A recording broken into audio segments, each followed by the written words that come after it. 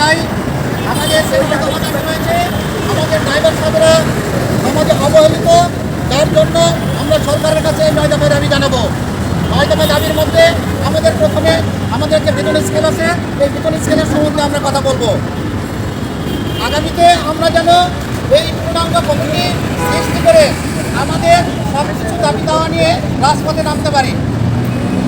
আপনারা সকলেই আমাদের সঙ্গে যদি থাকেন, আমরা হয়তো আগামী দিনে আমাদের এই 9 দফা দাবি বাস্তবায়ন করতে পারবো।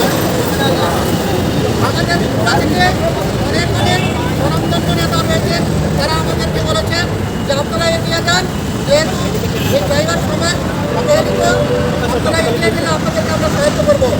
তার জন্য আমাদের বড় সংগঠনের দরকার।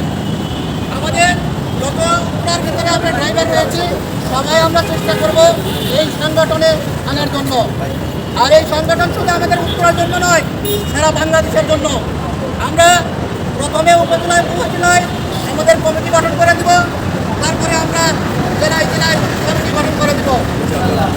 আমরা এখান থেকে সরকারকে বার্তা দিতে চাই, আমরা অবহেলিত না, এই জায়গার সবার মাথা উঁচু করে দাঁড়াতে চাই। আমাদেরকে সংগঠনের দাবি দেওয়া এগুলি যেন মেনে নিতে চাই। সরকার যেন কোনোভাবেই কিছু না হয়, আমাদের এই দাবি দেওয়া তাদের মেনে নিতে হবে। সম্মানিত বন্ধুগণ, আজকে আমাদের মিটিংয়ে আপনারা যারা উপস্থিত হয়েছেন তাদেরকে আমি ধন্যবাদ জানাই।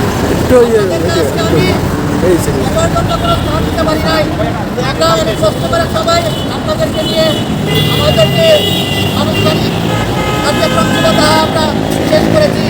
এখন রাস্তায় নেমেছি আমাদের দাবি দেওয়ার ব্যাপারে কথা বলতে। হয়তো আরো ভালো বলতে পারবেন আমাদের সংগঠনের যিনি আমাদের সবচেয়ে বড় নেতা, যিনি আমাদের সভাপতি ইমরান হোসেন ইমনকে, আমি তাকে ধন্যবাদ জানাচ্ছি।